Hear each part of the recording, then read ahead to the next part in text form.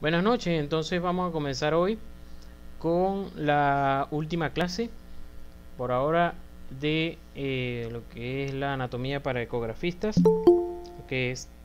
vamos a hablar lo que es el abdomen ahora. Como sabemos, el abdomen es una región de la que más se ha servido lo que es la ecografía ser eh, por estar rodeado de una pared completamente blanda, a diferencia del tórax que tiene las costillas y que impiden un poquito ver a través de ellas mismas hacia adentro, hacia la cavidad torácica. Entonces, bueno, debemos recordar obviamente lo que son las paredes del abdomen. Recordemos que tenemos una pared posterior, ¿verdad? Que está formada por el cuadrado, o sea, el cuadrado lumbar, el psoas ilíaco y parte del dorsal ancho, que lo vimos en miembro superior. Y esa es la pared posterior. Y la pared anterolateral son los músculos que también nos llegaron a dar dolores de cabeza cuando vimos anatomía, que son los oblicuos en la parte lateral con el transverso, que son estos que están aquí, y los rectos del abdomen, que son los chocolaticos que todos tenemos, pero algunos están cubiertos de chocolate blanco. Entonces vamos con lo primero, ¿verdad? El recto anterior.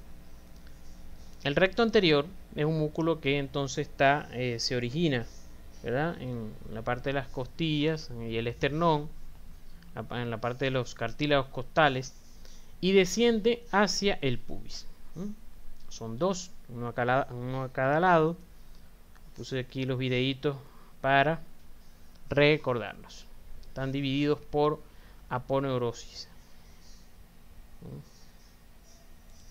Bueno, esa es la función que ustedes saben que son los músculos abdominales. Este músculo se inserta a nivel distal o a nivel inferior, perdón, en el pubis y tiene unos pilares, unos ligamentos, que uno de ellos es el ligamento de Henle, que se ayuda a insertar allí. No me voy a meter mucho con eso en este momento para no alargar la clase. Igualmente tenemos el músculo piramidal, es un músculo que ayuda al músculo recto anterior, pero es uno de los músculos también del cuerpo humano que son que algunas personas lo tienen y otros no. Aquí lo tenemos como dos, prácticamente aquí insertándose de la línea media al cuerpo del pubis. Lo tenemos aquí chiquitico, aquí chiquitico, aquí chiquitico. Es un músculo que está bastante desarrollado, es en los canguros. Los canguros es parte del músculo de su aparato allí, de la bolsita donde se guarda, no sé, el cachorrito, será, donde se guarda allí. Y entonces este músculo sí está bien desarrollado en ello. La cría, pues. El transverso. Entonces ahora vamos a hablar de los músculos como tal que están a los lados, que ustedes saben que son el oblicuo interno, oblicuo externo y el transverso. Vamos de lo profundo a lo superficial. Primero el transverso, como ustedes saben, su nombre se debe a la dirección de sus fibras. En este caso el transverso tiene unas fibras completamente transversas que van desde adelante hacia atrás, desde adelante hacia atrás o de atrás hacia adelante, como ustedes lo quieran ver, ¿verdad? Pero completamente horizontal. Aquí está el transverso, cómo se forma allí. Y ayuda a el aumento de la presión intraabdominal.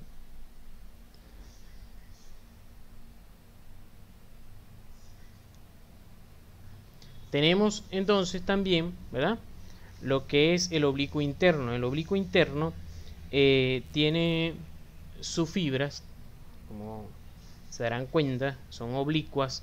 Sobre todo, la mayoría, algunas no, pero la mayoría va de atrás hacia adelante y de abajo hacia arriba. De atrás hacia adelante y de abajo hacia arriba. La mayoría, fíjense que estas, por ejemplo, no, pero la mayoría son en ese sentido, como lo describe también aquí. Estas imágenes son del libro, él se llama Prometheus. Y bueno, aquí lo vemos, es el más profundo, porque vamos a ir de profundo a superficial. Ellos toman inserciones en la parte posterior, a nivel de lo que es la fascia toracolumbar, de lo que es las crestas ilíacas, de lo que es las costillas, como ven, o sea, tanto el transverso como el oblicuo interno y el oblicuo externo, termina en una aponeurosis que envuelve a los rectos. Si ustedes se recuerdan, que eso era parte de preguntas tanto en anatomía como en cirugía, cómo es el comportamiento de la vaina de los rectos, pero que se le dice la vaina de los rectos, pero normalmente la aponeurosis es de los oblicuos, es decir, es una vaina que está hecha para los rectos, pero pertenece a los oblicuos. Y tenemos el oblicuo externo, que es más superficial. Fíjense que tiene unas fibras que son al contrario, unas fibras oblicuas que son al contrario, que van de atrás hacia adelante, pero que van de arriba hacia abajo, de atrás hacia adelante y de arriba hacia abajo, y llega a insertarse. Una de las inserciones más importantes es que se inserta en el ligamento inguinal, y por eso va a formar parte de lo que son las paredes del cordón espermático. Aquí está el cordón espermático saliendo, las paredes, del conducto inguinal, porque cordón espermático es lo que pasa a través del conducto inguinal en el caso del hombre. En el caso de la mujer, ustedes recuerden que pasa es el ligamento redondo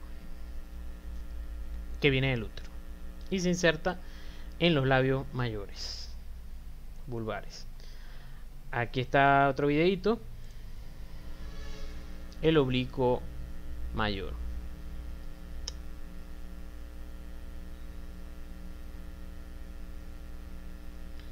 Aquí está la vaina de los rectos, lo ven hacia adelante, como están envueltos por las aponeurosis, Las vamos a repasar ahorita. Porque como les dije, esto es algo que seguramente ustedes vieron bastante. Con el videito del oblicuo interno no lo coloqué.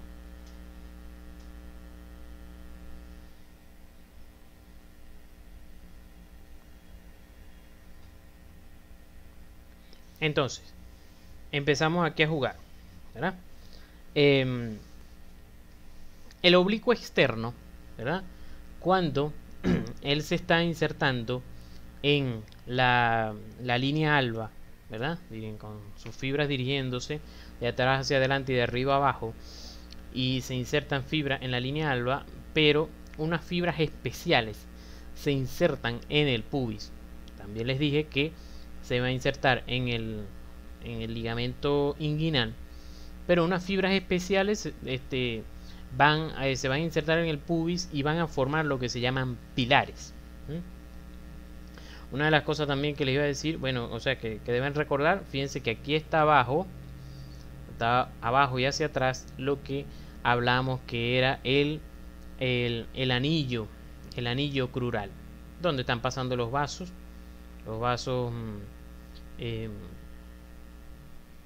femorales, los ilíacos, que se están convirtiendo en femorales. Entonces, bueno, ahora estamos estudiando por aquí por encima estos pilares, que eso es importante que ustedes se lo aprendan porque son parte del conducto inguinal.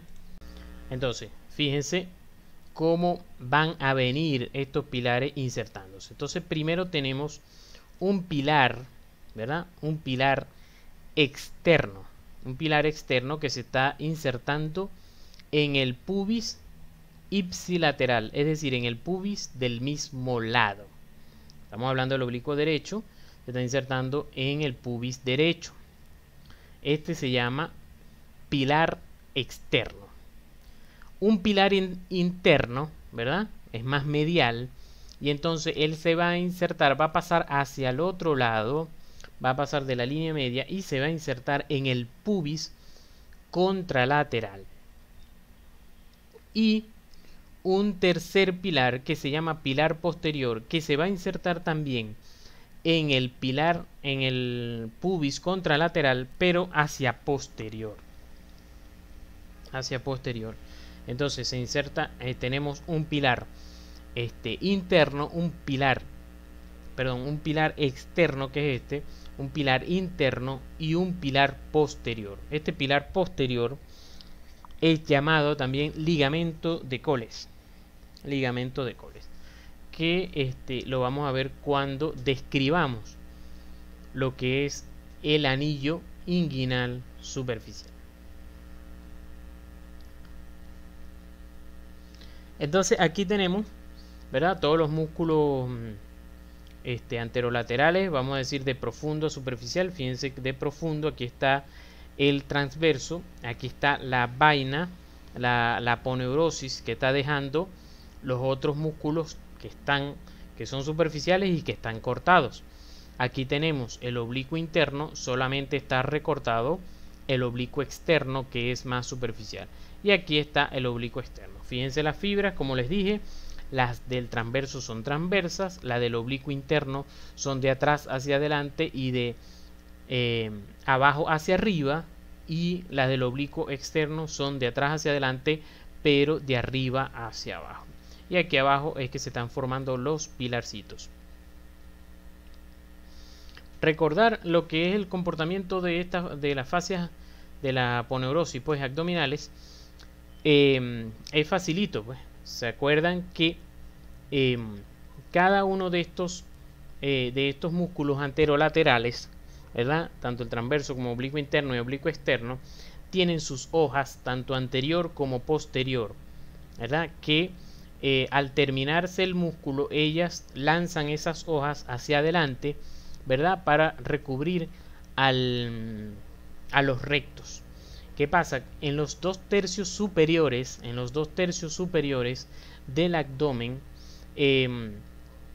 por delante de los rectos, va a pasar las dos aponeurosis del oblicuo externo, que es el superficial, y la anterior del oblicuo interno. Y por detrás va a pasar la posterior del oblicuo interno con las del transverso. Además, también va a pasar la fascia transversalis, que es una fascia adicional que tiene el músculo transverso, que está recubriendo al músculo transverso, valga la redundancia. Luego, o sea, y fíjense que después de la fascia transversalis viene grasa preperitoneal, y esta línea gris que está más profunda es ya el peritoneo como tal. En el tercio inferior, ¿cómo se comporta esta vaina de los rectos? Bueno, en que sencillamente todas las aponeurosis, todas las hojas de aponeurosis de los tres músculos pasan por delante de los rectos. Solamente pasa por detrás la fascia transversalis. Eso hace que esta partecita aquí sea un poquito más débil. Esta parte a nivel del abdomen inferior. Y eso hace que se forme aquí este arco, porque por aquí, perdón, aquí está pasando, ¿verdad?, por detrás estas hojas de aponeurosis, que son estas que están aquí, porque aquí quitamos el recto, en este lado izquierdo quitamos el recto, se ven las hojas de aponeurosis, pero aquí abajo, como la aponeurosis pasa por delante, no se ve, y fíjense que solamente está recubierto por detrás por la fascia transversalis, el recto, y entonces se forma este arco, que es el sitio donde no deja de pasar la aponeurosis, este arco que se llama arco de Douglas, por donde va a subir una arteria llamada epigástrica inferior. Eso no es importante en este momento, pero para que tengan en cuenta este arco de Douglas, se acuerden si en algún momento llegan a tocarlo por ahí, y de todas maneras por ahí más adelante lo vamos a ver.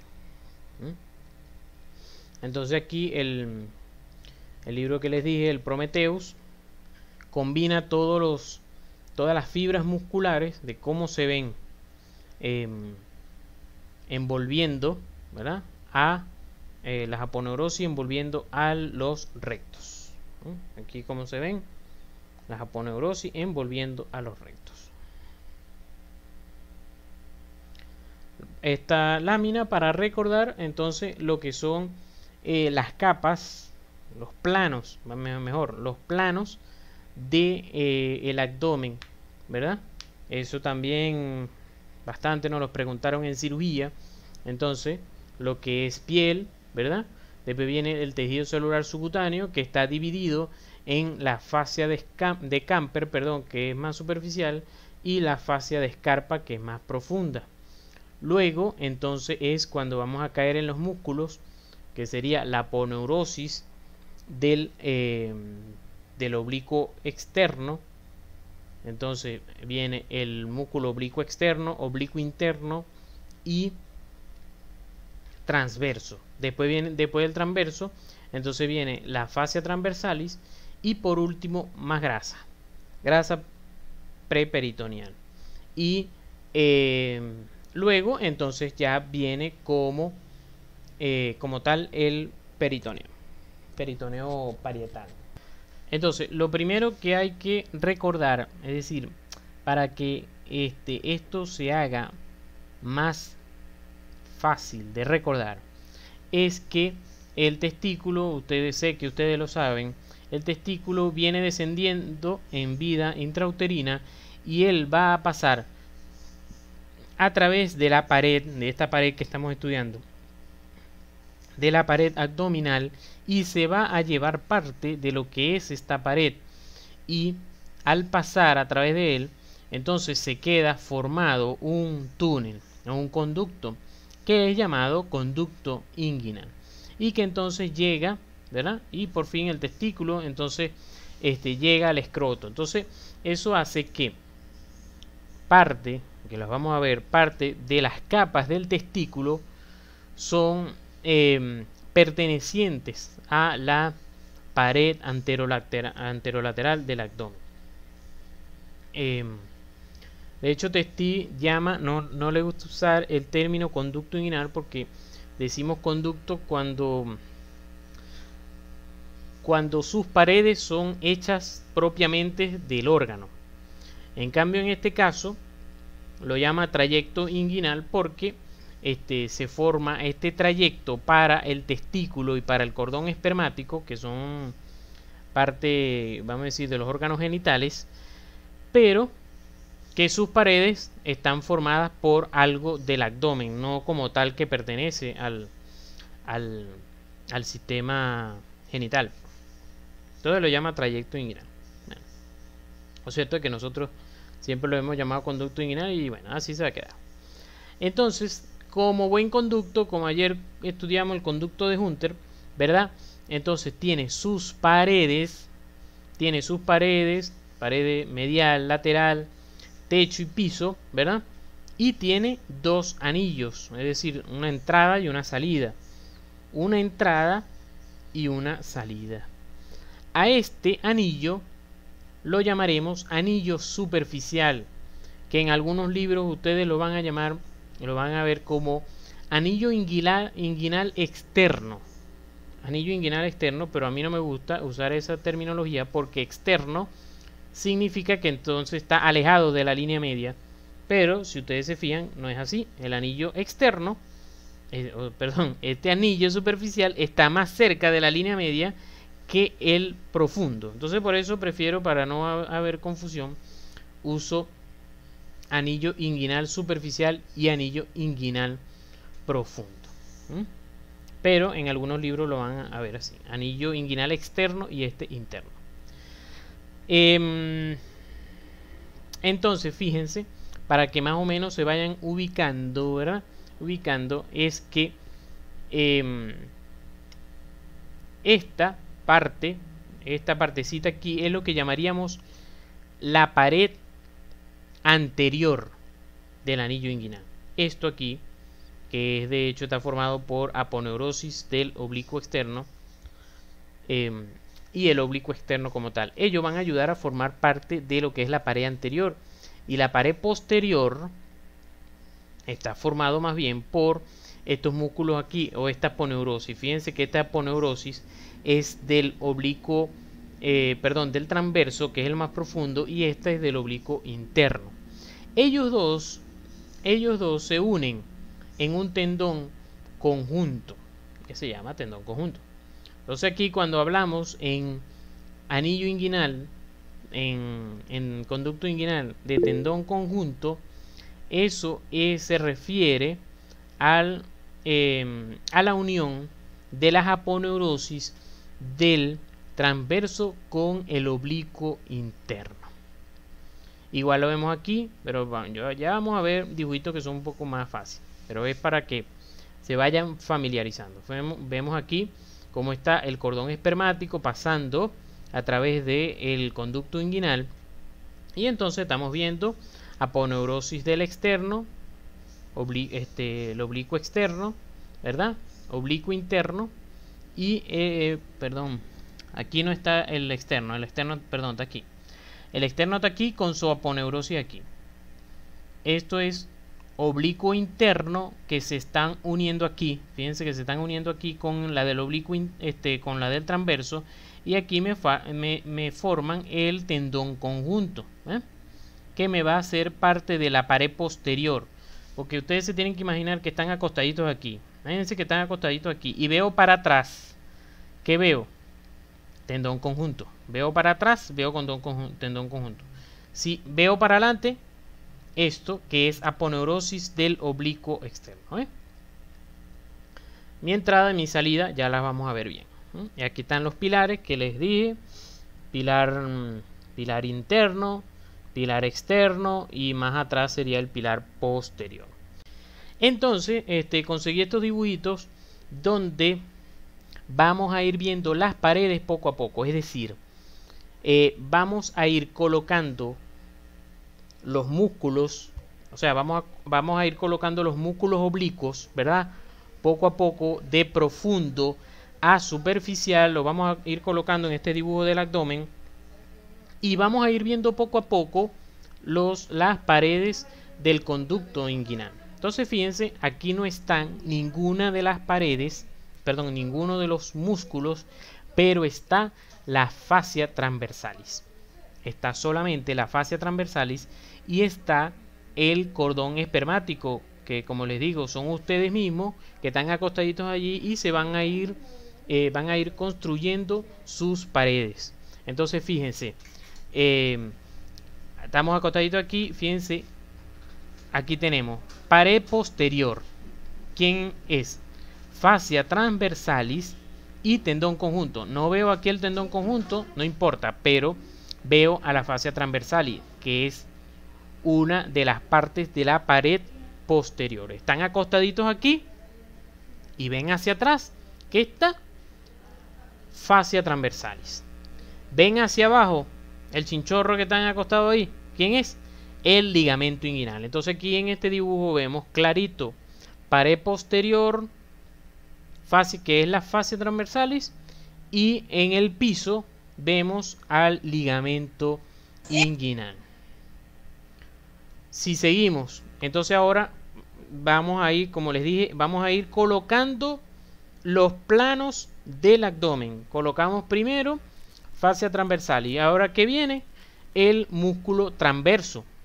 Coloco el músculo transverso, y entonces, ¿qué puedo ver? Fíjense que puedo ver que sigo siendo el cordón espermático, sigo viendo el piso, que es el ligamento inguinal. Veo a nivel posterior que entonces ahora sí ya se me está formando esto aquí posterior, se me está formando el tendón conjunto. Pero el tendón conjunto, cuando él viene, él se empieza a formar aquí arriba cuando se unen los dos, y por eso aquí arriba forma el techo. Entonces aquí él es parte del techo, pero cuando se inserta en el pubis, como el cordón espermático se va dirigiendo hacia adelante, y al insertarse en el pubis, el tendón conjunto queda hacia atrás, y por eso él también es parte de de la pared posterior del conducto inguinal. Repasemos. Piso, ligamento inguinal y pared posterior, la fascia transversalis. Soy el señor cordón espermático, ¿verdad? Y entonces veo hacia atrás, fascia transversalis, veo hacia abajo el chinchorrito que es el ligamento inguinal. Coloco el siguiente plano que es el músculo transverso y él ayuda a formar el tendón conjunto. Tendón conjunto es la unión de el transverso con el oblicuo interno. Entonces el oblicuo interno él se empieza a formar más o menos por aquí. Fíjense que aquí ya el músculo deja de ser músculo y se empieza a formar aponeurosis. Aquí se empiezan a unir ellos dos y entonces por eso aquí a este nivel él es el techo del conducto inguinal, pero cuando va a insertarse en el pubis ya el cordón espermático se ha ido un poquito hacia adelante y por eso es parte de la pared posterior del conducto inguinal. Entonces la pared posterior del conducto inguinal está formado por fascia transversalis en su parte más como vamos a decir, como al principio es fascia transversalis y después más hacia adentro, más hacia adelante, entonces está formado por el tendón conjunto y el techo es como tal el tendón conjunto. ¿Quién forma el tendón conjunto? Músculo transverso y oblicuo interno. ¿Qué plano viene ahora? ¿Qué plano viene ahora? El músculo oblicuo interno. Músculo oblicuo interno. Entonces aquí vamos a colocar el oblicuo interno y fíjense entonces aquí está, seguimos siendo, ¿verdad? El cordón espermático y entonces en el techo, ¿a quién habíamos visto? Tendón conjunto. Somos el cordón espermático y en el techo tenemos al tendón conjunto. ¿Qué nos está faltando? La pared anterior, porque en el piso entonces el ligamento inguinal.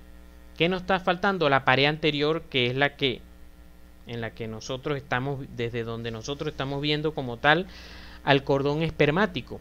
Esa pared anterior está formada por el oblicuo interno y la fascia del externo. No sé si se acuerdan del dibujito al principio, pero fíjense, aquí está el oblicuo interno, ¿verdad? Que está, parte de sus fibras se están yendo con el cordón espermático. ¿Se acuerdan del músculo cremaster? ¿Verdad? El músculo cremaster es un músculo, ¿verdad?, que rodea al testículo y es el responsable de que el testículo ascienda o descienda cuando nosotros los hombres tenemos frío o calor, ¿verdad? Ese músculo cremaster está originado en el oblicuo interno porque fibras del oblicuo interno se van con el testículo en vida embrionaria y forman abajo el músculo cremaster. Entonces por eso el oblicuo interno forma parte de lo que es la pared anterior, ¿verdad?, de el conducto inguinal. Entonces oblicuo interno y la fascia del externo, porque entonces nos falta el último plano que está cortadito aquí, ¿ve? ¿Quién está cortadito aquí? El oblicuo externo. Vamos a colocarlo y entonces aquí está. Entonces la pared anterior, que era la que nos faltaba, es la fascia del externo con el oblicuo interno, Entonces, tratemos de nosotros mismos buscar en nuestra mente esos dibujos que acabamos de ver y tratemos de nosotros mismos construir las paredes del conducto inguinal. El más facilito es el piso. Empecemos. En el piso encontramos el ligamento inguinal, que es el chinchorrito. En la pared posterior estaba formado por dos cosas, que son la fascia transversalis, que es lo más profundo de esta pared, y el tendón conjunto, que se forma con el transverso, en la unión del transverso y el oblicuo interno. ¿Qué viene? El techo. En el techo, ¿quién era? El tendón conjunto también, porque al principio ellos se unen y entonces pasan por encima del trayecto inguinal y por lo tanto entonces es el techo del conducto inguinal. Y por último, la pared externa, que es esta, perdón, la pared anterior, que es el oblicuo interno con la fascia del externo. Ahora vamos entonces con los anillos. ¿Qué pasa? Que la pared posterior, como se dieron cuenta, está formada por dos cosas y entonces es un poquito más complicada, además de que es la responsable de que se formen lo que se llaman las hernias directas, Entonces, fíjense, ¿qué dibujo es este? Yo, por supuesto, la primera vez que yo vi este dibujo quedé loco, y detesté. Pero yo dije, bueno, vamos a meternos, ¿qué más? Entonces, fíjense, no es complicado, lo que hay que tener conocimiento, Entonces, fíjense, esto es el mismo conducto inguinal que yo agarré, o que agarró Testí en los 1900. Él agarró, como decirles que tengan esto aquí ustedes, y agarran y metan una tijera por aquí, y abran todo esto para allá. Imagínense que hicieron eso, y bueno, es esto, resultó esto, abren todo eso, y quedó descubiertico el cordón espermático. Aquí está entrando el cordón espermático y aquí está saliendo. Entonces, fíjense, obviamente, se abre la solapa y esta solapa es la pared anterior. ¿Quién es la pared anterior? Es el oblicuo interno con la aponeurosis del externo. Aquí se ve más que todo la aponeurosis del externo. Ajá. Aquí, si esto es el cordón espermático, fíjense, aquí está el techo, que es el tendón conjunto. Aquí es que ellos se están uniendo. Él hace un arco aquí y entonces esto es lo que queda encima del conducto inguinal. Oblicuo interno y el transverso se están uniendo. Aquí, fíjense cómo se están uniendo aquí. ¿Qué pasa? Yo soy el cordón espermático, ¿verdad? Si miro hacia atrás, todo esto que ustedes ven aquí, todo esto que estoy repasando aquí con el apuntador, es la pared posterior del conducto inguinal. La pared posterior del conducto inguinal. Entonces, la pared posterior del conducto inguinal se divide en tres partes. Una parte que es más lateral, una parte que es media y una parte que es interna. Creo que vamos bien hasta aquí. ¿Qué es esto? Que a lo mejor dices, ¿y esto qué? Bueno, esto es que ustedes están dentro del abdomen, son el apéndice. Imagínense que ustedes son el apéndice y están desde su sitio donde están acostaditos como apéndice, están viendo desde atrás la pared del abdomen, la pared anterolateral del abdomen. Fíjense, entonces este es, como decirles, el recto derecho, ¿verdad? El recto, y este es el transverso, que encima está tapizado, ¿verdad?, por la fascia transversalis. Esto es oblicuo, el transverso con su fascia transversalis. Esto es el recto. Esto es ligamento inguinal. Ligamento inguinal. Este músculo aquí es el psoas ilíaco, que recuerden que el psoas ilíaco pasa por el conducto crural, pasa por el arco crural, es la cosa. Pasa por el arco crural junto con los vasos femorales. ¿Se acuerdan? Bueno, que estos son las ilíacas, ¿verdad? Y pasan por el arco crural y entonces cuando se convierten allá van adelante en femoral. Entonces, esto que está pasando por aquí, este huequito que está aquí, es el anillo inguinal profundo, es decir, el comienzo del conducto inguinal. Aquí va el cordón espermático con su arteria espermática, las venas, el plexo papiliforme. Este sería el conducto deferente, ¿ves? Está empezando. Entonces, cuando entran aquí, son estos que están aquí, que están saliendo aquí. Eso, espero lo tienen claro, ¿verdad? Creo que nadie tiene duda. Sí, o sea, si veo que nadie escribe es porque no tienen dudas. Porque yo cuando son las cosas un poquito complicadas voy paso por paso y que nadie se me quede, porque si se me quedan, listo, perdieron. Entonces, no quiero que se me pierdan aquí. Entonces, creo que entendieron los dos dibujitos. Ok. Entonces, la pared, estamos describiendo las tres partes de la pared posterior del conducto inguinal, y sepan lo que es importante para ustedes, porque esto es parte de lo que tienen que saber para lo de las hernias.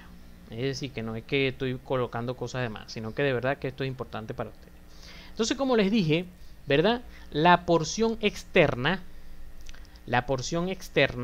de la pared posterior del conducto inguinal está formada por el anillo inguinal profundo, por el comienzo del anillo, perdón, el comienzo del conducto inguinal. Este anillo inguinal profundo lo vamos a describir más adelante cómo están formados sus bordes, para que lo veamos mejor. Pero ya entonces saben que la parte externa está formada por el anillo inguinal profundo. La parte media, ¿verdad? La parte media, que es esta, es la parte más débil de la pared posterior del conducto inguinal. La parte media de la pared posterior del conducto inguinal es la parte más débil de las tres porciones. Esta parte media entonces solamente está recubierta por fascia transversalis, como se dan cuenta. Está recubierta por fascia transversalis. En cambio, fíjense que aquí esta parte media está más reforzada por ligamentos que impiden que por aquí pase una hernia. Pero por aquí, esta parte débil puede pasar una hernia y en un saco herniario, pues, y es lo que entonces se va a llamar una hernia directa. Entonces, cuando el saco herniario pasa por aquí, por la pared posterior del conducto inguinal, es lo que es una hernia directa. Entonces, obviamente, siempre los anatomistas ven ahí algo medio raro. Bueno, vamos a darle su nombre y darle su pared y su cosa. Entonces, como por ahí vienen las hernias directas, entonces lo llamaron triángulo de Hesselbach. Triángulo de Hesselbach, que entonces está sencillamente formado, ¿ve? Lo vemos aquí un poquito mejor, por medialmente, ¿verdad? Hacia medial, porque esta es la línea media. Hacia medial está formado por el borde externo del recto anterior. El borde externo del recto anterior. Hacia lateral está formado por estas arterias que están aquí, que se llaman arterias epigástricas. ¿Se acuerdan que les dije que había unas arterias que subían y pasaban por el arco de Douglas, ¿verdad? Hacia arriba. Bueno, estas arterias están aquí. Y fíjense que se ven aquí, ¿eh? Aquí se ven que forman parte de la pared del borde lateral del triángulo de Hesselbach. Entonces, hacia medial, el borde externo de el músculo recto anterior. Hacia lateral, las epigástricas, las arterias epigástricas inferiores, y hacia inferior el ligamento inguinal, que está aquí, que es el piso del trayecto inguinal, que es el piso del conducto inguinal. Entonces se ve aquí. Lo único que no se ve aquí es el borde externo de el recto anterior. Entonces, ese triángulo de Hesselbach es el sitio débil de la pared posterior del trayecto inguinal o del conducto inguinal, por donde se pueden producir hernias directas. Y para terminar esta parte de la porción, vemos la porción medial o porción interna de la pared posterior del conducto inguinal, y entonces está formado, fíjense que está reforzado por fascia transversalis, ven aquí, fascia transversalis, tendón conjunto, ya lo ven aquí, que es donde se termina insertando, y los ligamentos de Coles y de Henle. Ligamento de Coles, que dijimos que es este que está aquí, que es la pared, el pilar posterior del oblicuo del otro lado, porque estamos hablando aquí del trayecto inguinal, del conducto inguinal derecho. Esto sería del pilar posterior del oblicuo externo izquierdo, que viene de allá para acá, que pasa a través de la línea media. Y el ligamento de Henle, que es una de las porciones de uno de los pilares de inserción de el recto anterior, pero eso no importa mucho, no los voy a llenar con mucha información. Solo me interesa, muchachos, que en la pared posterior recuerden entonces que sobre todo en la porción externa está el anillo inguinal profundo, y que en la parte media es el triángulo de Hesselbach, un sitio débil que está recubierto solamente por fascia transversal y por donde puede pasar fácilmente un saco herniario. Las hernias indirectas son las que pasan a través del anillo inguinal profundo y pasan a través del, como tal, el trayecto inguinal, el conducto inguinal. Igual los vemos aquí. Fíjense cómo se forma en el anillo inguinal superficial, pilar externo, pilar interno y pilar posterior. Y entonces, de esta forma, en conjunto con estas fibras arciformes, forman el anillo inguinal superficial. Al nivel de ustedes, lo que me importa es que por lo menos sepan que el anillo inguinal superficial está formado por unos pilares que son del oblicuo externo. Ya, con eso es bastante, ¿ves? Aquí está, igual aquí lo vemos con el testín. Pilar interno, pilar externo, pilar posterior, que es el del otro lado, y las fibras arciformes. Bien bonito se ve ahí. ¿Qué es esto aquí? Psoas ilíaco, psoas ilíaco con los vasos femorales que vienen bajando aquí, a través del arco crural. El anillo inguinal profundo, bueno, conseguí fue estos dibujos que son un poquito más complicados, pero es por donde se ve mejor el anillo inguinal profundo. Y de todas maneras vimos en una foto en la parte anterior, no es para que se aprendan, pero como hablamos del anillo inguinal superficial, quería hablarles del profundo, que sí tiene también sus bordes, pero es para que ustedes lo tengan sencillamente a manera de información. Que entonces, fíjense, este dibujo, para entenderlo, o sea, los dos dibujos son una vista interna, o sea, desde adentro, soy el apéndice y estoy viendo desde atrás la pared posterior del abdomen. Fíjense que aquí, esto que el arco de Douglas, que es lo que yo les dije, que los vasos ilíacos sueltan la epigástrica inferior y aquí viene subiendo por detrás de los rectos, viene subiendo y pasa por detrás del arco de Douglas. Entonces, aquí fíjense que hacia inferior esto es ligamento inguinal. Hacia inferior esto es ligamento inguinal, esto es el arco crural por donde están pasando las ilíacas convirtiéndose en femoral. Y esta es la epigástrica inferior pasando aquí por el arco de Douglas. Entonces tenemos que el arco de Douglas también tiene unas fibras que se comportan un poquito diferente y entonces se llaman también ligamento de Hesselbach.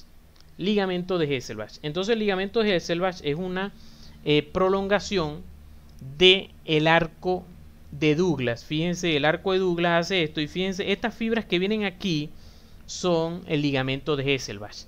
Viene bajando y da otra curva por debajo del agujero inguinal profundo. Hace esto, viene bajando, arco de Douglas, ligamento de Hesselbach, hace esto, viene bajando y da una curva aquí como para rodear al anillo inguinal profundo. Entonces por eso el ligamento de Hesselbach es parte de la pared medial o interna aquí y es parte también de del borde inferior. El borde inferior entonces está formado por ligamento de Hesselbach y ligamento inguinal.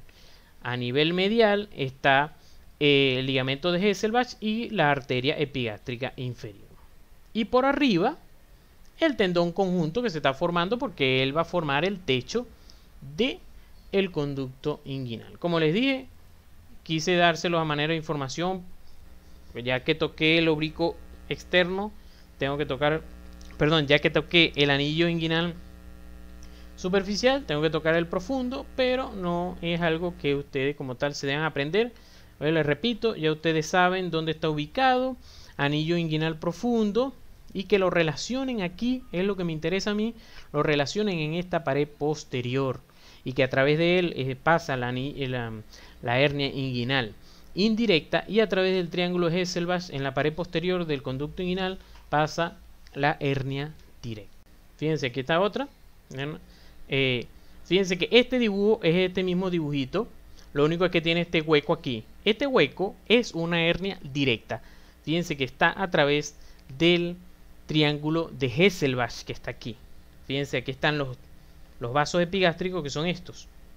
Entonces aquí está un hueco que se formó, que es la hernia, que está, es el saco herniario, pues que está pasando directamente a través de del triángulo de Hesselbach. Igual aquí está, otra vez, aquí se ve un poquito también el ligamento de Hesselbach formado aquí, arco de Douglas, baja y después da la vueltica para acá. ¿Esto quiénes son? Las ilíacas, que, bueno, la arteria ilíaca que va a pasar por el arco crural y la vena ilíaca que viene subiendo de completada era femoral, al pasar por aquí viene subiendo y se forma aquí. ¿Quién es esto que está cortado aquí? El muchacho redondo, lo que nos comemos en diciembre, psoas ilíaco. Otra vez, conducto inguinal. Fíjense, si ven este dibujo, al principio uno dice, ya no entiendo, ¿qué es esta locura? No, no. Si pueden saber qué es, fíjense, esto es cordón espermático. Esto es cordón espermático. Abrimos aquí, ¿qué abrimos? Esto es lo más superficial, es decir, la aponeurosis del oblicuo externo, que está abierta aquí. Lo cortaron aquí, que es esto que está aquí. Entonces esto es aponeurosis del oblicuo externo. Fíjense que está formando la pared anterior del conducto inguinal, pared anterior del conducto inguinal. ¿Qué más cortaron aquí? Fíjense, este músculo, este borde va aquí, pácata. ¿Qué músculo es este? Este es el oblicuo externo, entonces este es oblicuo interno. Lo cortaron y se lo llevaron para allá. Fíjense, esto es oblicuo interno, esto que está más profundo aquí es el transverso. Fíjense que se unen aquí, ¿en quién? Tendón conjunto. Fíjense que aquí me está formando techo del ligamento inguinal, del conducto inguinal, y aquí me está formando pared posterior del conducto inguinal. ¿Y se acuerdan las partes de la pared posterior del conducto inguinal? Había una parte lateral, que es el anillo profundo, una parte media, que es súper importante, el triángulo de Hesselbach, es la parte más débil de la pared posterior del conducto inguinal, y que está formado por la fascia transversalis, y la parte más medial, que está formada por el mismo tendón conjunto con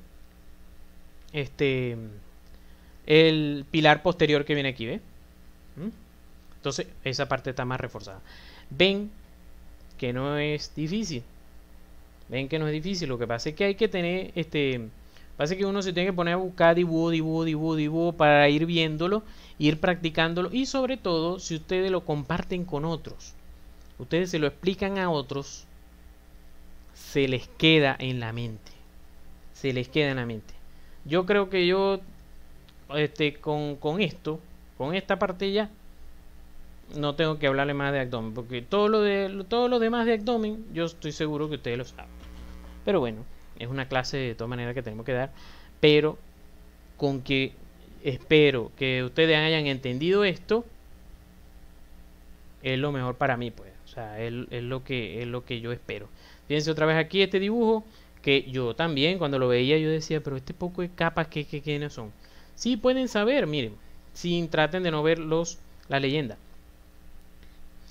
Aponeurosis del oblicuo externo, que es lo más superficial, y este es el oblicuo externo. Entonces aquí están los tres, miren, oblicuo interno y transverso. Entonces aquí vienen estos dos señores que van a formar ¿qué? Tendón conjunto. Aquí está, ¿ves? Están formando tendón conjunto, que es el tendón conjunto forma parte de la pared posterior y del techo aquí. Y esto entonces más acá es ya fascia transversalis y la grasa preperitoneal. Y entonces aquí vienen los vasos, los ilíacos que vienen bajando y se convierten en femorales aquí por debajo en el arco crural. Y estas son las, creo que son las testiculares, no me acordaba. Bueno, exacto, las testiculares, las espermáticas que van a pasar por el conducto inguinal. ¿Ven? Aquí está otra vez, una vez más. Entonces aquí están los epigástricos que van subiendo, los epigástricos inferiores que van subiendo y que ayudan a formar aquí el anillo inguinal profundo. ¿Se acuerdan? ¿Se acuerdan que con este dibujo comencé a explicar el conducto inguinal? Y que ahora yo espero que lo vean de otra forma. Que ahora sí entiendan, fíjense. Esto es aponeurosis del oblicuo externo, esto blanco. Aquí el músculo como tal oblicuo externo no está. Entonces, el aponeurosis del oblicuo externo con el oblicuo interno forman la pared anterior del conducto inguinal. Pared posterior es tendón conjunto. Pared posterior, tendón conjunto y que también le pasa por arriba como techo. ¿Qué más? El piso, ligamento inguinal y el techo, ya lo dimos. Anillo inguinal profundo, anillo inguinal superficial. Grasa preperitoneal, fascia transversalis, peritoneo. Fascia transversalis es el verde, perdón. Fascia transversalis es el verde y grasa preperitoneal y peritoneo. Entonces ahí están formando. Y fíjense entonces cómo el testículo, fíjense, esto rojito, ¿ves? Esto rojito, en la capita rojita que lleva el testículo es que se llevó parte de ¿qué? Del oblicuo interno, que se va a convertir en músculo cremástero. ¿Qué otra cosa se lleva? La fascia transversalis. Se lleva parte de la fascia transversalis, ¿verdad? Que va a terminar convirtiéndose en parte de lo que es la túnica vaginal que existe aquí en el testículo, que lo vamos a ver más adelante. Entonces aquí está lo que es entonces, como les dije, la hernia indirecta, que es la que pasa a través del anillo inguinal, y la hernia directa, que es la que está pasando a través del triángulo de Hesselbach, la pared que está en la pared posterior del conducto inguinal. Aquí está otra vez una hernia indirecta a través del conducto inguinal. Este es un dibujito que encontré en internet también, en YouTube, bastante representativo. Fíjense, cordón espermático, aquí están los pilares, ¿verdad? Aquí están hasta las fibras arciformes, dibujaron aquí. Ligamento inguinal, aquí está pasando por el arco crural, los vasos, las arterias, la arteria femoral, que en este músculo pectíneo, psoas ilíaco, ¿verdad? Nervio femoral, y fíjense cómo fueron aquí cortando los músculos. Entonces, aponeurosis del externo, oblicuo interno, transverso, perdón, aquí, sí, oblicuo interno, y parece más bien ser el transverso. Entonces el oblicuo externo y la aponeurosis, la cosa. Cordón espermático aquí. Otro dibujito también me gusta bastante, el que lo dibujó le puso aquí la flechita dirigiendo, ¿ve? El trayecto inguinal. Entonces fíjense cómo comienza aquí en la fascia transversalis. Entonces aquí tienes transverso, perdón, oblicuo interno, que se unen aquí y me forman tendón conjunto, que me está formando el techo de la flecha, ¿ves? me está formando el techo de la flecha, y cuando estoy pasando por aquí es parte de la pared posterior, y la pared anterior, que es esta, que es el oblicuo, perdón, que es la aponeurosis y el oblicuo externo. Aquí está, bueno, aquí era para, aquí cuando doy la clase, para reforzar tendón conjunto, que es esto, y reforzar los pilares, pilar externo, pilar interno y pilar posterior que viene del otro lado. Fíjense entonces, este libro, el Moore, hace entonces una representación de que las capas de la pared anterior del abdomen van recubriendo el cordón espermático y finalmente van a formar el testículo.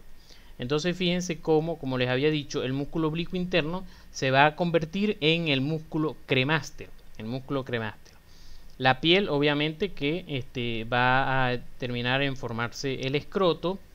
Aquí está el cordón espermático. Eso también era pregunta de cirugía. ¿Cuál es el contenido del cordón espermático? Yo me los aprendí en grupos de 3. 3, 3 y 3.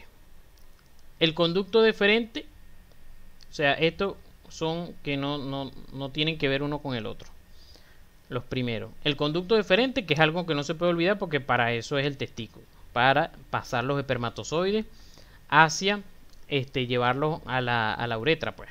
Entonces debe pasar por el conducto inguinal. Entonces ese no puede faltar.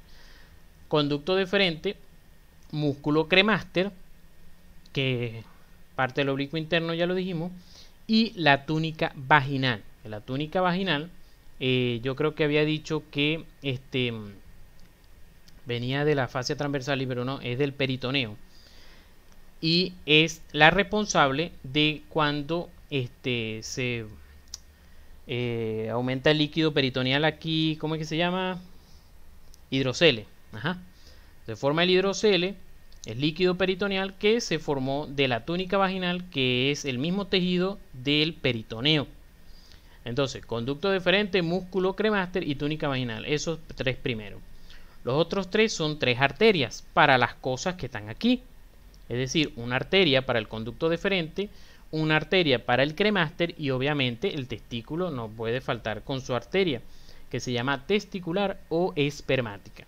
Recordar que la arteria espermática, que es esta que viene aquí, viene directamente de la aorta. Tanto la arteria espermática como la ovárica vienen directamente de la aorta porque no podemos dejar la perpetuidad de la especie a otra arteria así que rama de la rama de la rama. No, eso venimos directamente de la aorta.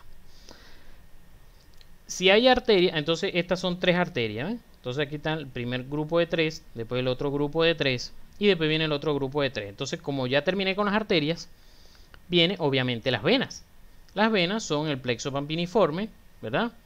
Y si hay venas, hay nervios. Entonces hay la fibra simpática y el nervio genitofemoral, que es el responsable de responder con el reflejo cremasteriano. Y entonces, por último, para la 10ª cosa del cordón espermático, con los vasos linfáticos. Los vasos linfáticos como tal. Entonces, son esas 3. 3 y uno más que es el linfático.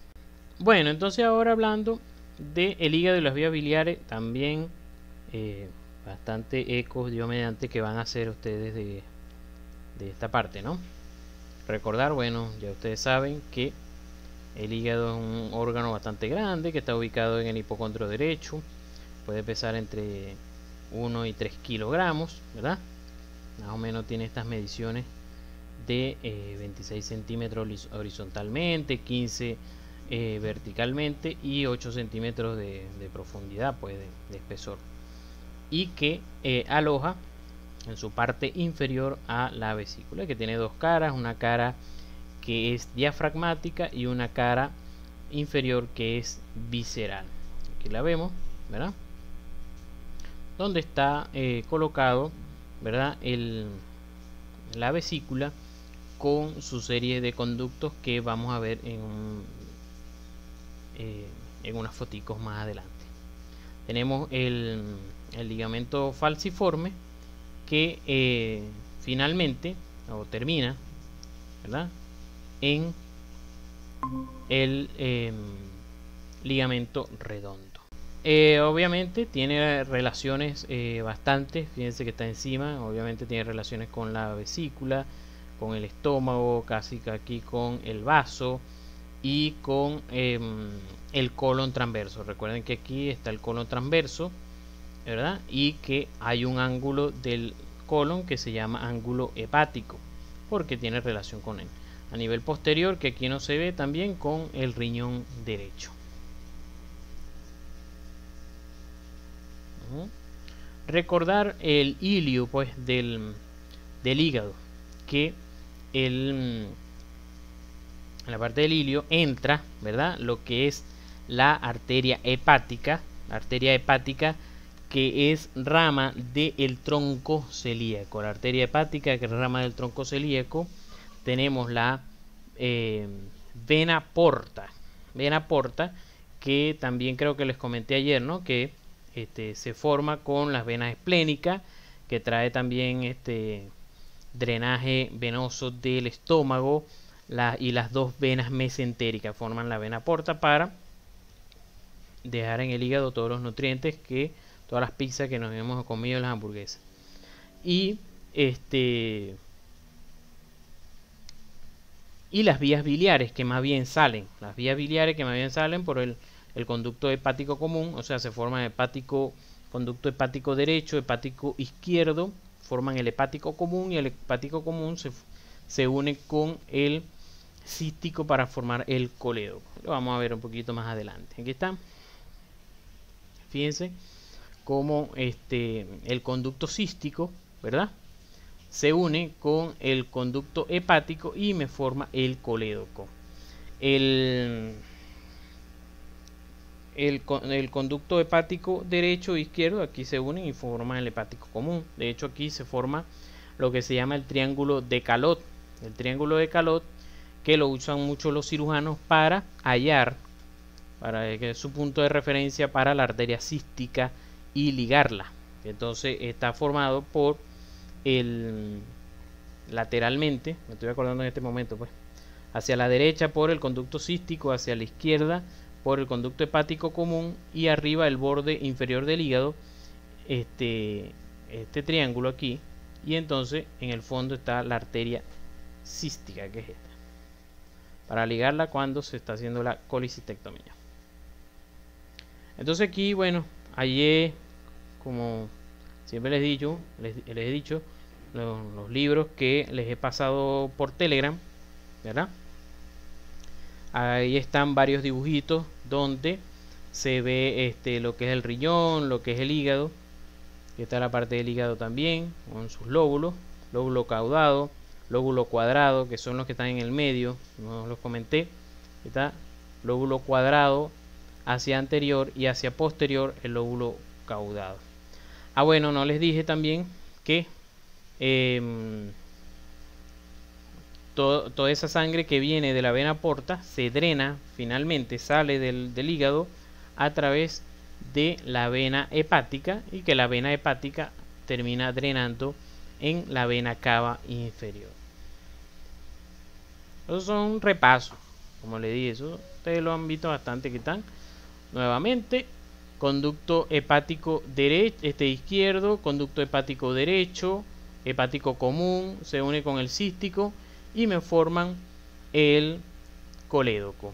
El colédoco entonces termina drenando en la segunda porción del duodeno a través del esfínter de Oddi. O sea, termina en lo que es la ampolla de Vater, ¿verdad? Y el esfínter se llama esfínter de Oddi. De Oddi siempre me acuerdo el perrito de Garfield. Aquí al final el colédoco se une con el conducto pancreático, ¿verdad?, con conducto de Wirsung, y entonces forman la ampolla de Vater, esfínter de Oddi. Como les dije, no lo busqué, pero haciendo, o sea, me estoy acordando, pues, bueno, o sea, de verdad que me estoy acordando es de por allá cirugía, cuando pasé por cirugía, que había el procedimiento, que a través haciendo la endoscopia, o no sé si ustedes lo conocen, haciendo la endoscopia, llegando al estómago y pasando por la primera porción del duodeno, desde allí tú podías hacer un ecosonograma del colédoco, porque el colédoco sí es difícil de ver a través de desde la pared del abdomen, porque él va pasando por detrás de la primera porción del duodeno. Entonces ya es muy posterior, pues, para verlo con el ecosonograma, con ese ecosonograma externo de la pared abdominal. Bueno, fíjense, aquí está la vesícula, conducto cístico, colédoco pasando por detrás de la primera porción del duodeno. Como les dije, con la endoscopia y que tenga un transductor, se ve el colédoco, así como desde el esófago. Desde el esófago se puede hacer un ecocardiograma. De verdad no me acuerdo bien cómo se llaman los nombres del procedimiento, pero a mí me llamaba la atención cuando estaba en las clínicas y bueno, ahorita que lo estoy recordando. Aquí está, fíjense, la relación del ángulo hepático del colon con el hígado como tal.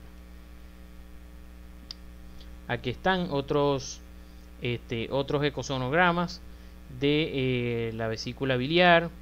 Se veía aquí un poco el colédoco, y aquí fíjense, esta es con una litiasis única, como se ve. Aquí se ve un poquito el colédoco, sobre todo porque está dilatado, lo comentan aquí por la coledocolitíasis que hay aquí. Y esto, bueno, esto sí porque lo vi en el libro, pero que no es ecosonograma, pero sí es el procedimiento que es la CEPRE. Entonces si llegas a la porción de segunda porción del duodeno y haces la esfinterotomía del esfínter de Oddi y pasas contraste para ver si hay alguna obstrucción del colédoco. Esto que está aquí es el colédoco y el árbol hepático, la parte biliar, pues. Da las arterias sobre todo el tronco celíaco. Las tres ramas del tronco celíaco, que es la hepática común, la esplénica y la gástrica izquierda, que va aquí hacia arriba. Con el vaso, ¿verdad? El vaso, que es un órgano, vamos a decir, está al contrario del hígado, que está sobre todo hacia la izquierda, y que está en amplio contacto con lo que es el estómago, ¿verdad? El estómago está prácticamente encima de él, y el riñón y el ángulo esplénico del colon o ángulo izquierdo. Aquí les quería dejar esto también está en uno de los PDF, que el eje longitudinal, cuando el eje longitudinal del vaso mide más de 12 centímetros, es cuando se considera esplenomegalia. Aquí en este ecosonograma lo están midiendo. Los riñones. Recordar del riñón, ¿verdad? Que tiene su cara anterior, su cara posterior, su borde lateral, su borde medial, donde está el ilio, donde entra la arteria renal, sale la vena renal y sale lo que es el urétero. Recordar que entonces esta imagen, ¿verdad? Que es lo que es la corteza del riñón y la parte medular, y si no me falla la memoria, estas partes se pueden visualizar dentro con el ecosonograma. En la parte medular, si se acuerdan, ¿verdad? Que está formado por pirámides que se llaman las pirámides de Malpighi, que las comentamos ayer.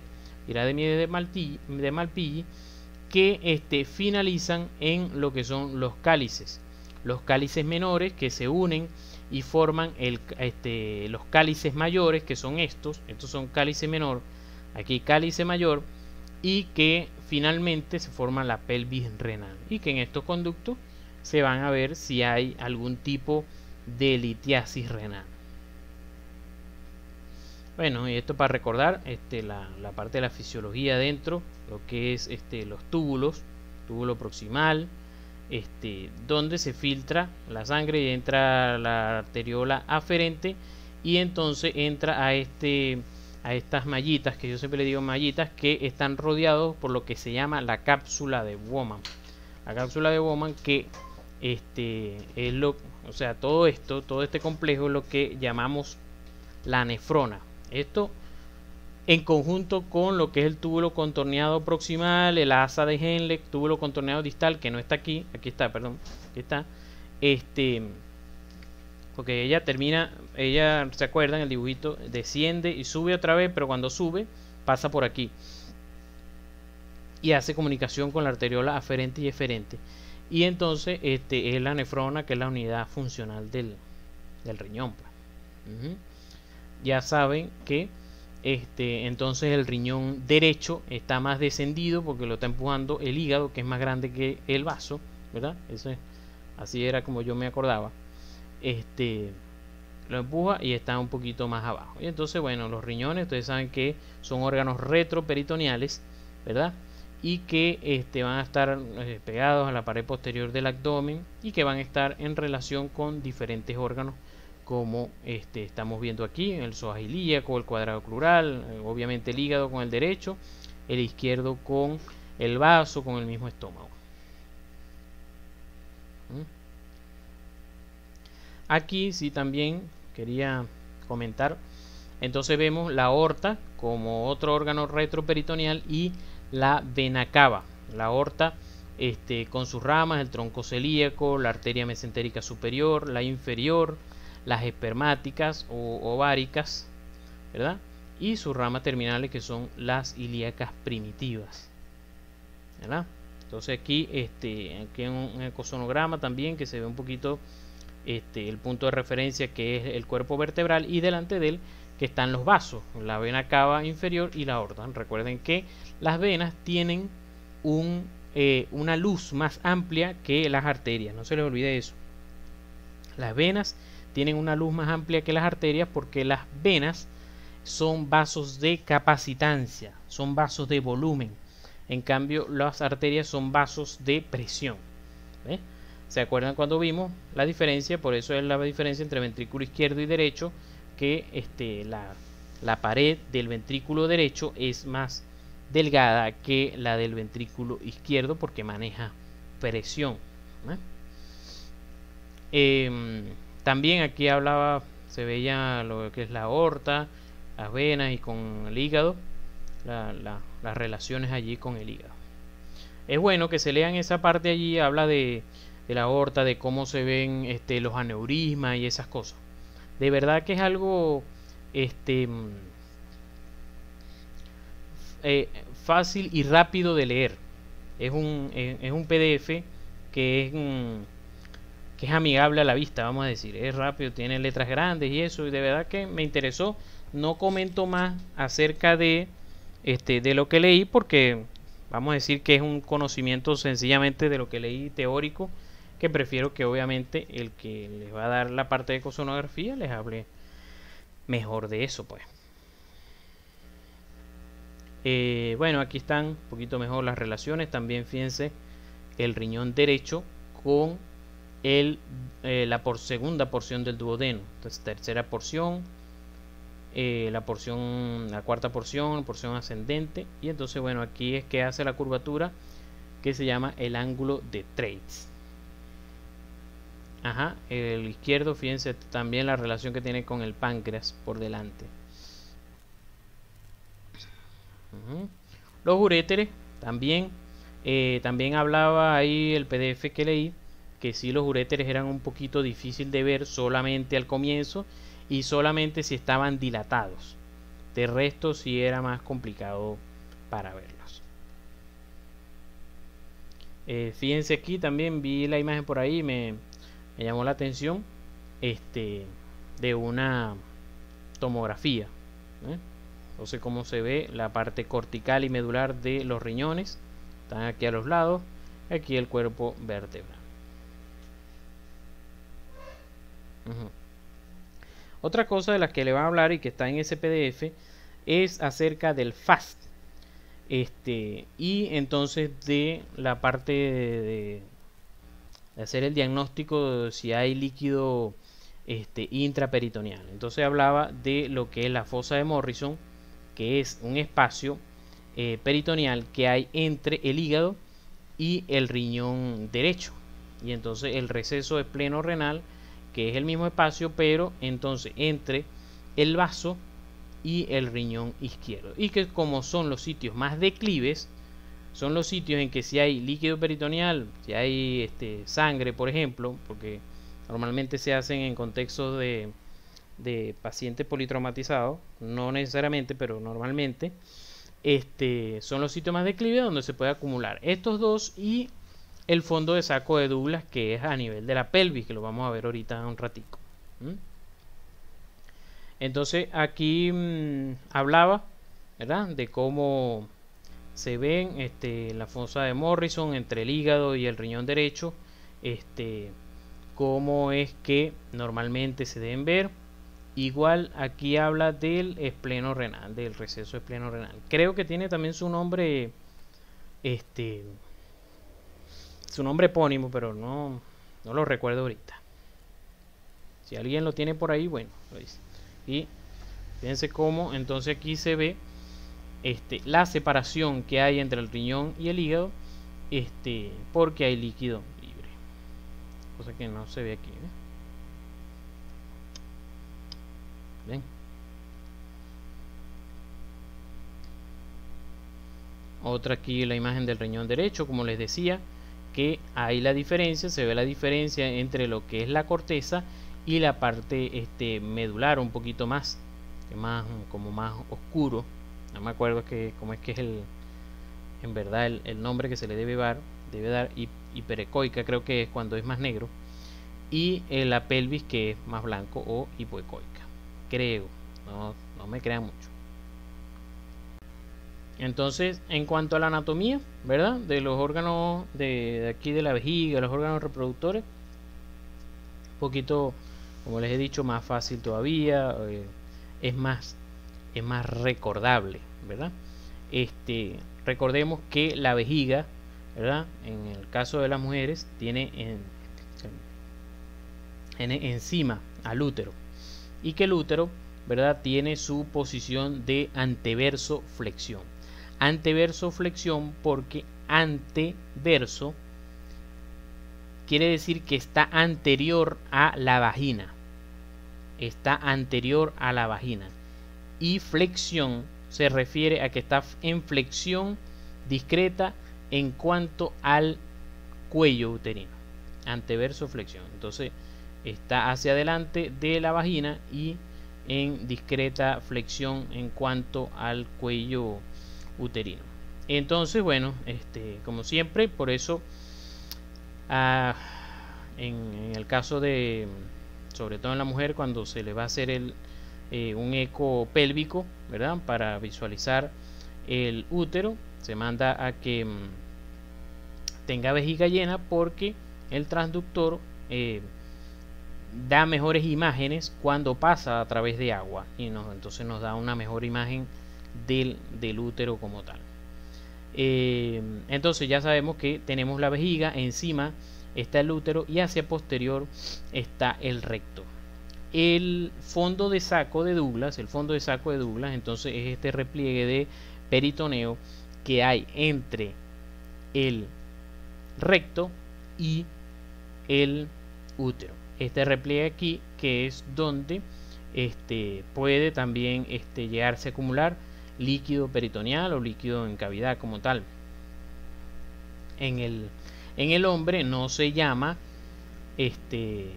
fondo de saco de Douglas, sino que se llama, en este caso se llama repliegue recto vesical, que es el sitio más declive aquí, pero fíjense que en la mujer es mucho más pronunciado. Obviamente en el caso del hombre, ¿verdad?, que tenemos la próstata a nivel inferior de inferior a la vejiga y que se puede visualizar también a través del recto, desde el recto. Aquí está una vejiga femenina que es más corta, una vejiga, una uretra masculina que pasa a través de la próstata y que es más larga. Aquí está el pene que está con un corte coronal. Aquí está el paso de la uretra a través de la próstata y entonces bueno, en el pene. En la parte posterior de la vejiga masculina, entonces recordar que aquí están llegando los señores conductos deferentes trayendo los espermatozoides y las vesículas seminales donde ellos se almacenan y se unen todos en el conducto eyaculador que es aquí dentro de la próstata. Se unen todos aquí dentro de la próstata que está aquí. Aquí bueno, es la visión de un poco de la vejiga. Y bueno, aquí en el testículo quería recordar, ¿verdad?, lo de las capas que ya las vimos un poquito más atrás, ¿verdad?, que son la piel y dartos, ¿verdad?, que la piel es como tal, es el escroto,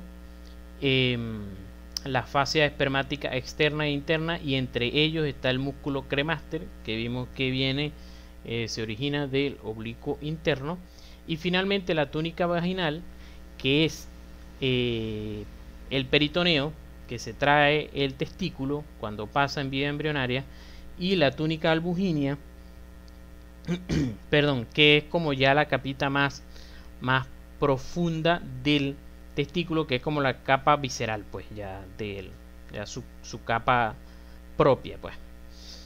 Y que bueno, como ustedes saben, están adentro los lobulillos, donde se originan los espermatozoides, ¿verdad? Perdón.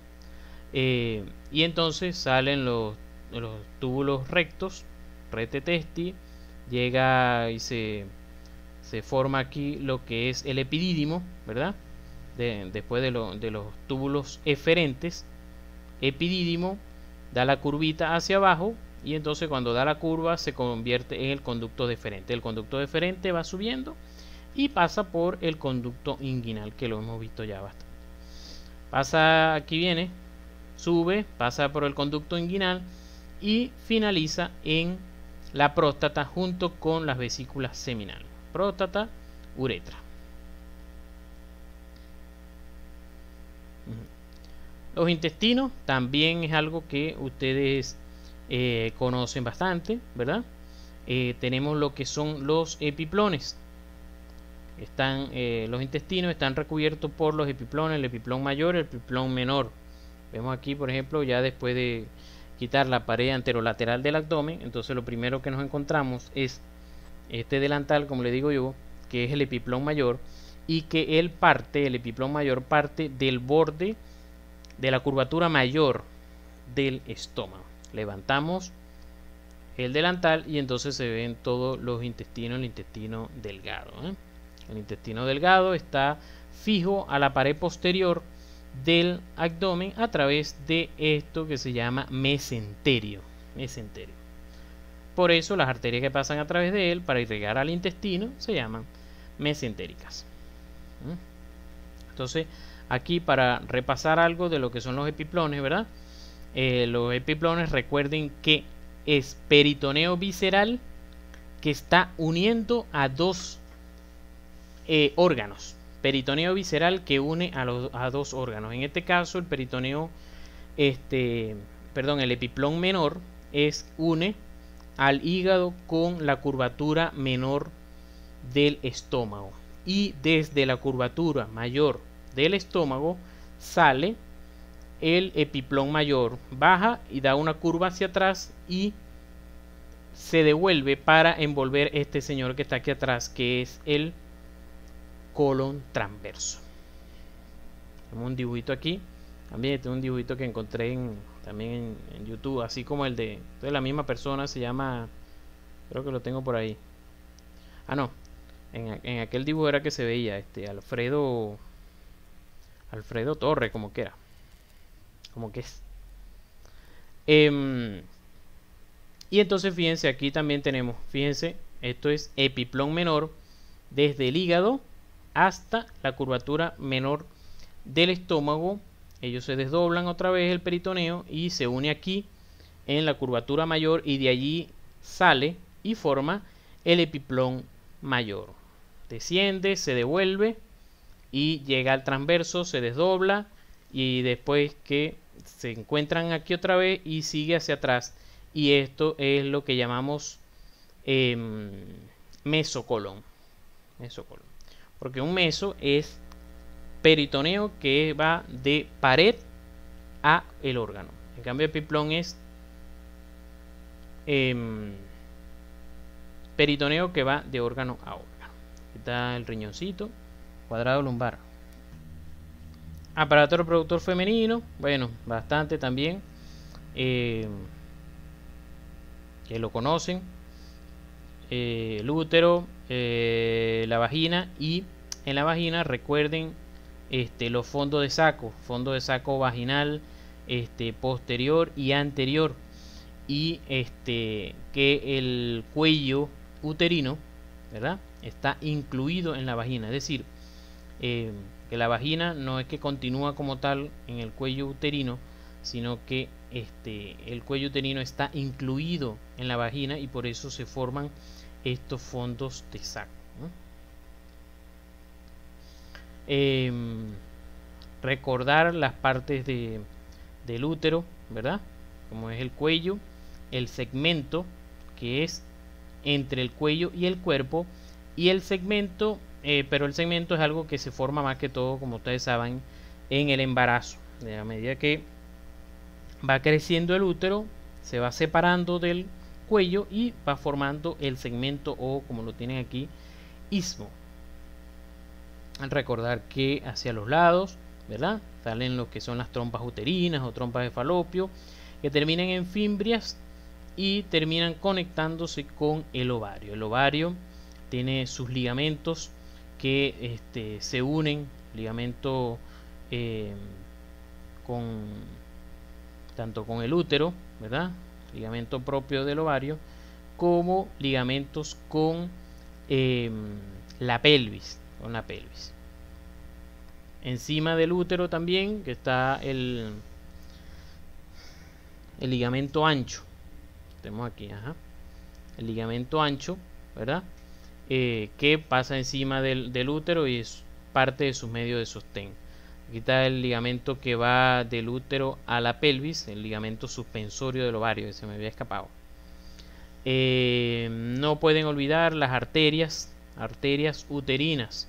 Arterias uterinas que también pueden ser visualizadas, y las arterias uterinas son ramas de la hipogástrica, de la arteria hipogástrica, que es, recuerden que es la misma ilíaca interna. La arteria uterina, que es rama de la ilíaca interna. Cuando estaba en las clínicas en el 10º semestre. Este es un videito. Con este videito me enteré que los elefantes tienen músculo en el pene.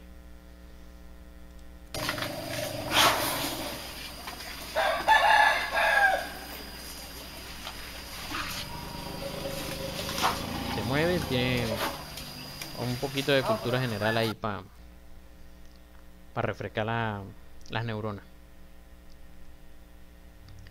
Y bueno, recordemos que también con el embarazo es una de las cosas que ustedes van a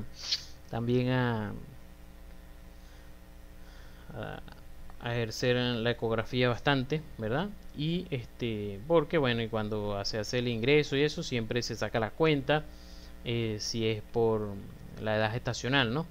Cuando es por FUR y por ECO.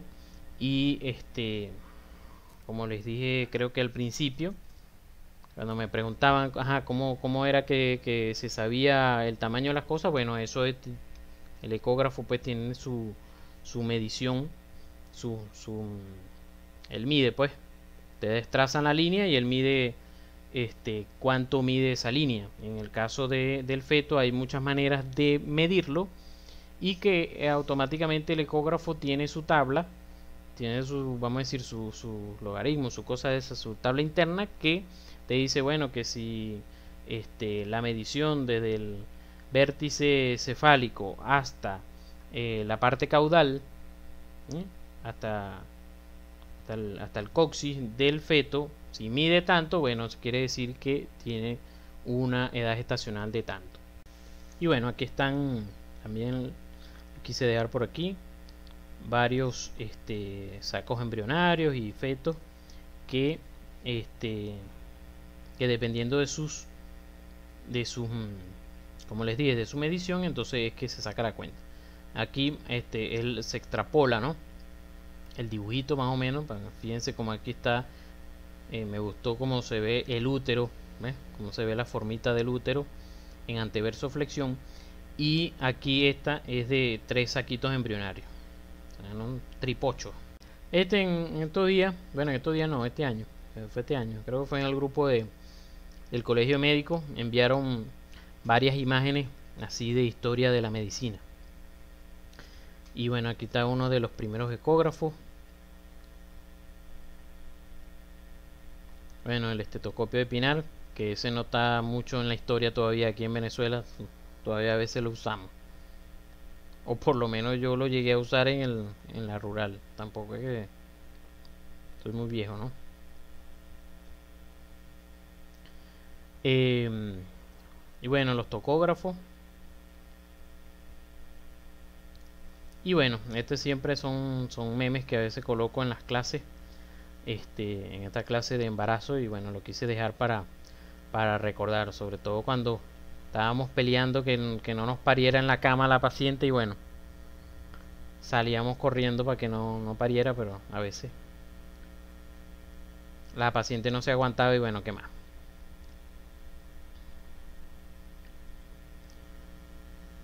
Como eran antes los clamp, como la forma de cigüeño, ¿eh?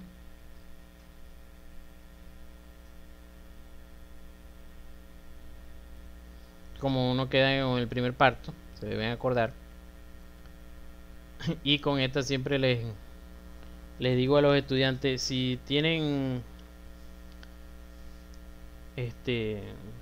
si de repente tienen palanca para elegir las clínicas, elíjanla de julio para adelante, obstetricia, de tal manera que el R1 ya esté aburrido y no de atender parto y no le esté quitando el parto. Y bueno, listo, con esto terminamos. ¿Alguna duda, alguna pregunta por allí? Bueno, terminamos 8:15.